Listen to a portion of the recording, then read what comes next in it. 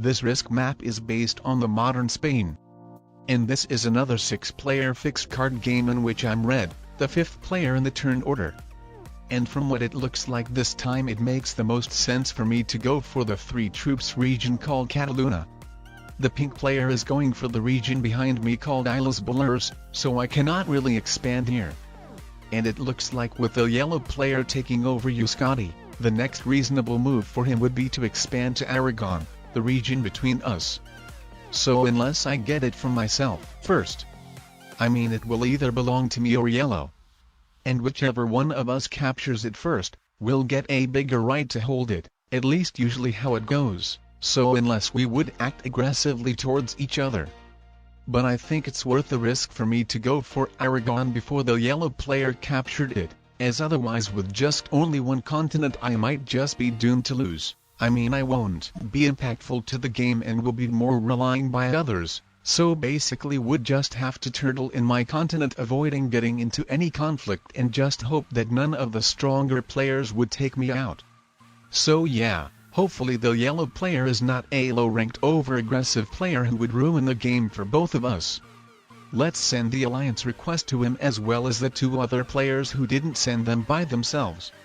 This is what I would be confident on holding my continents successfully, and that while other players would be focused on each other, I would be able to grow strong.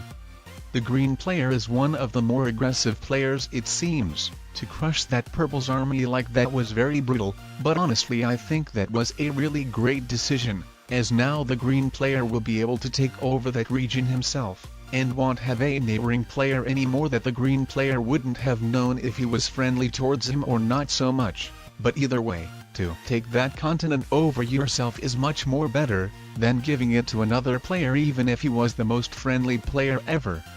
So it looks like the purple player is going to be eliminated first. Which is good, I mean always good when some players get eliminated early, rather than everyone just being as strong and nobody getting eliminated for ages. The yellow player wants me to attack pink, but honestly I don't want to attack anyone. Not because I'm allied with absolutely everyone, but because I just think it wouldn't be smart. I don't think it would be great for my position. I could really risk of ruining it quickly before even properly establishing it. I mean that's not only the one continent the pink player has next to me, he just recently got another one as well, and then he could have a set at 3 cards, or even if not, he would be still supposed to trade in a set before me because of the turn order, of him going earlier. I mean I could attack the pink player if the yellow player attacks him first. But from what we saw he attacked 1 troop territory of green instead of pink, even when it comes to such small details like that. So I don't think he is too serious about attacking pink. And I mean he doesn't really have too much of a good access. So like why he will suggest me to attack pink while not even having a good access himself, nor even showing serious initiative to attack him by himself. All he does is sends me the attack requests while even refusing to capture a 1 troop territory of pink himself.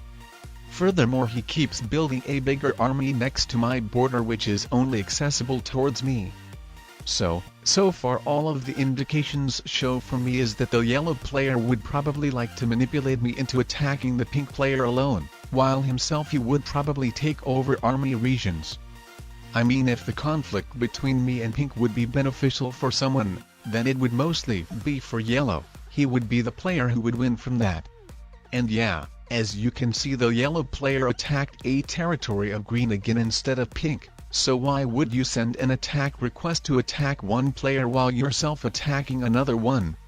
So unless while you would take care of that one, your ally could take care of another one. But it doesn't look like the yellow player is intending to invade green.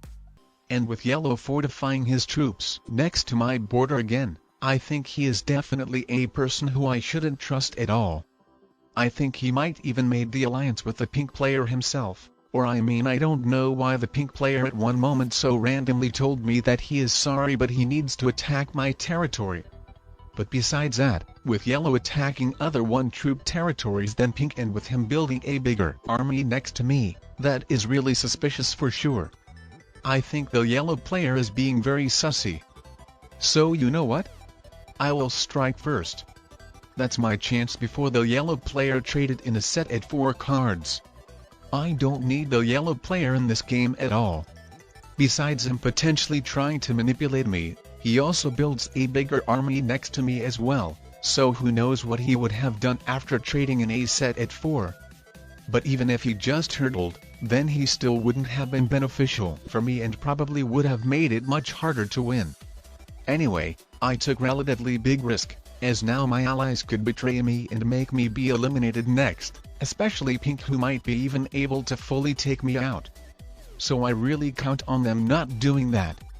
But even if they will, that's life. I mean, the game is called Risk, so sometimes you gotta take them. How you will even have fun without never taking them? And sometimes you just gotta trust your gut. Anyway, I'm the new yellow player now.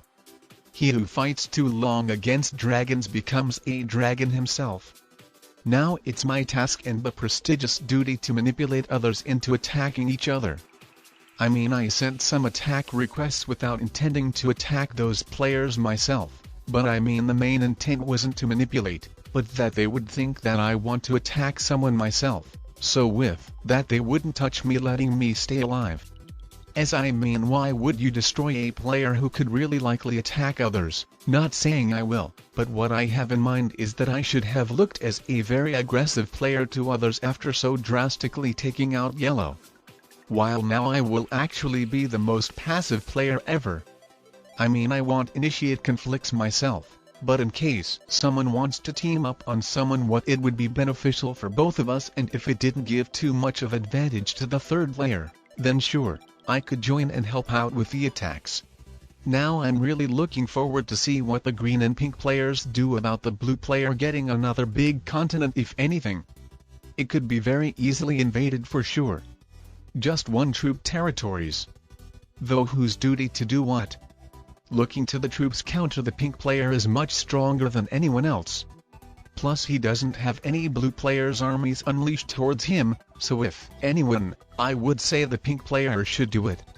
I mean, if either I or the green player attacked blue, then we would just be doing the dirty work for the pink player, especially if blue retaliated to us. It would let the pink player become even stronger in comparison of all players combined. Though it looks like the pink player couldn't handle the pressure. I'm not sure why, but some players just quit the game after they see they finally have to attack someone, especially I assume if all of the remaining players are their allies.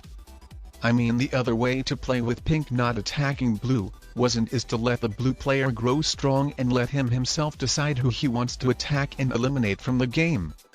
I mean, still way better than me or green attacking blue, and then the blue player either running the game for one of us or with the pink player becoming too strong. So now I think I will try to influence the blue player on attacking the pink bot, and then getting to the 3-player endgame. My plan is to team up on blue with green, as it's just too ridiculous for blue to get so many troops from these continents. Though as you can see, the pink player reconnected again, while I thought he disconnected for good. But maybe he just had some temporary internet connection issues.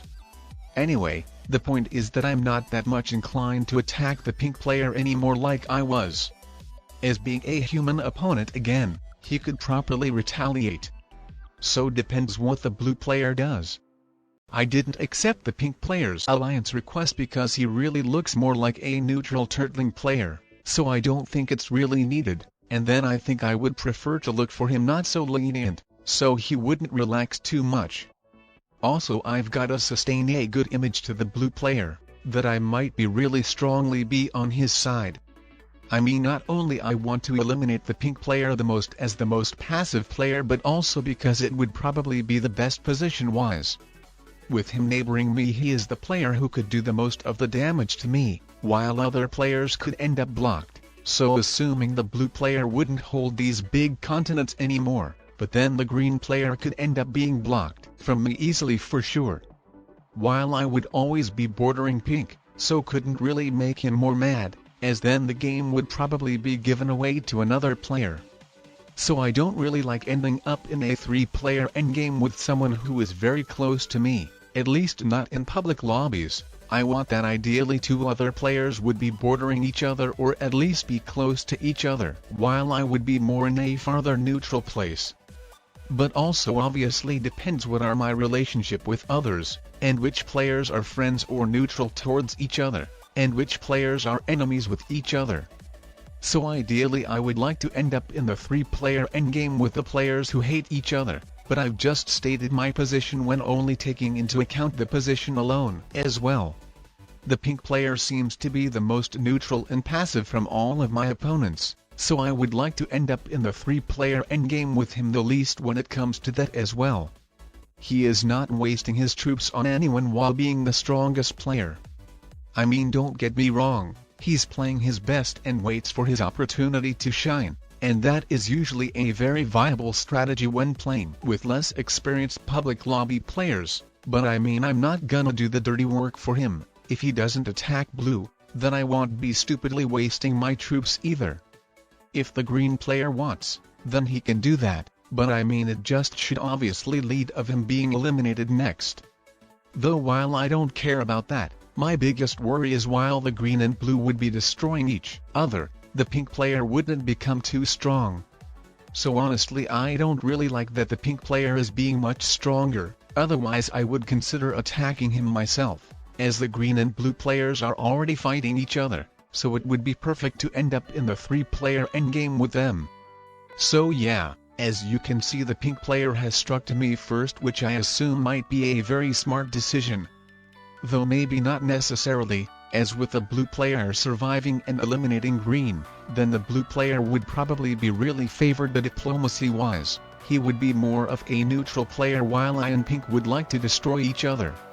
So I assume it might have been better if we all three just teamed up on blue, each of us crushing some of his stacks, one by one until he gets eliminated, but obviously the pink player as the strongest player should have showed that initiative, so others wouldn't have been doing the dirty work for him. Unfortunately though, the players in public lobbies are not really know about the teaming up strategies. Most of the common ways they try to win is either by expanding and trying to gain more troops than anyone else, or just by simply turtling and staying as much neutral as possible. And also, if you show an initiative to team up on some player, then that player could just simply decide to completely self-destroy on you. So then it might be another reason is why smarter public lobby players are not really willing to make some more drastic attacks over attacking one troop territories over and over again. Including me, as my experience from playing a bunch of 3-player games at one point shows, that even master rank players only try to win by one of the two mentioned ways, which don't really work against a player who understands the balance of the game relatively well. So that the game wouldn't stalemate, you encourage one of them to attack another, making a more serious attack or attacks first, but that player just either stays expanding to his own benefit, or stays as a very passive turtling player like he was. So after being unsuccessful with one, you try to encourage another one with making the attacks firstly as well, so he wouldn't think that you try to manipulate him, but he doesn't help you either, and then the game ends with one of these two players suiciding on you, as they got mad on you while you were just trying to prevent the game from stalemating. Anyway, that's really beneficial that the pink player ended up disconnecting and isn't coming back to the game, as it really helps the game to deal with the blue player to not let him become that strong, as actually the bot keeps invading blue into his unguarded continents and even crushing some of the armies. Then other amazing news is that the pink player became weaker than me, so even if he comes back to the game again, he shouldn't be a problem to me.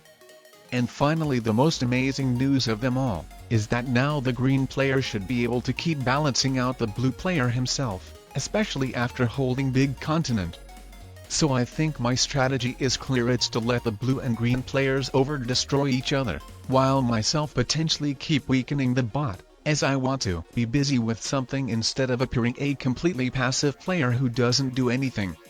Also, I've gotta make both of the real players believe that I'm on their side, while actually being mostly of the neutral player who waits till they finally over-destroy each other, giving me a big advantage or even enough troops to win the whole game.